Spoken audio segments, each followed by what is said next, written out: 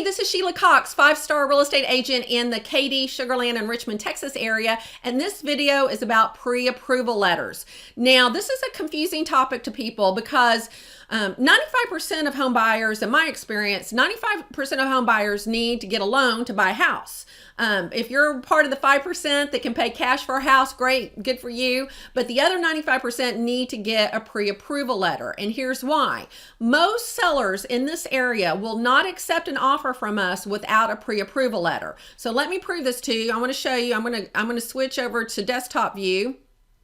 So I'm actually setting up a home tour right now, and this is my MLS system. This is kind of behind the scenes, back door that you guys don't always see. Now this home doesn't have it, but one thing y'all don't know is we have a field called agent remarks, and that's where the agents are talking to agents, and you guys, the buyers, do not see that. This house didn't have it. Let's go to the next one.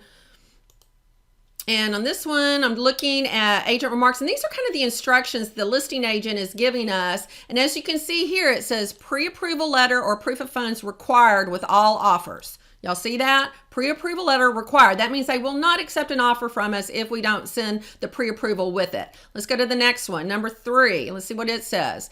Listing agent, Pre-approval or proof of funds. Proof of funds is if you're writing a cash offer. That's like a bank statement showing that you have the money in the bank to buy the house. Pre-approval is from a lender. See, they require that with the offer. Let's go to the next house. So agent remarks, Pre-approval letter or proof of funds required. So you kind of get the picture there. That's 3 out of 4 houses that pre-approval letters are required by sellers before we even submit an offer. So there's no sense in looking at homes if you don't have that in hand. And the problem is it takes a while to get a pre-approval letter. That's not just something you can get overnight. So let me explain that.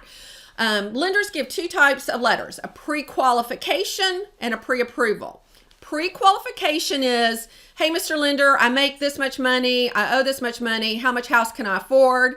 They give you a pre-qualification letter. It says if all this pans out, they can afford this much house.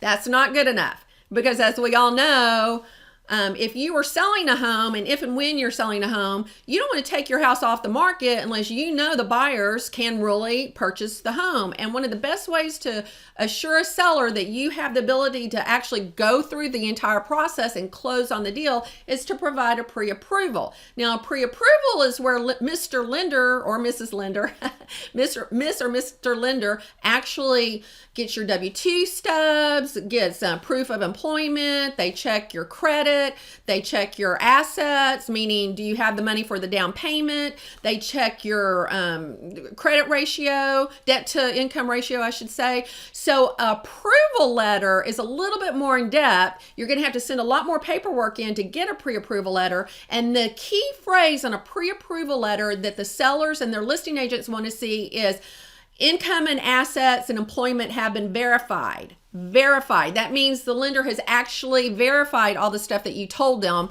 by either contacting the employer and checking out the certain documents that y'all have to send. So there is a difference between pre-qualification, pre-approval, and as I showed you on my MLS, most sellers do require a pre-approval letter with an offer. So it's not just a thing that real estate agents do just for fun and tell y'all we need a pre-approval letter. We need a pre-approval letter to submit an offer. If you have any questions, let me know.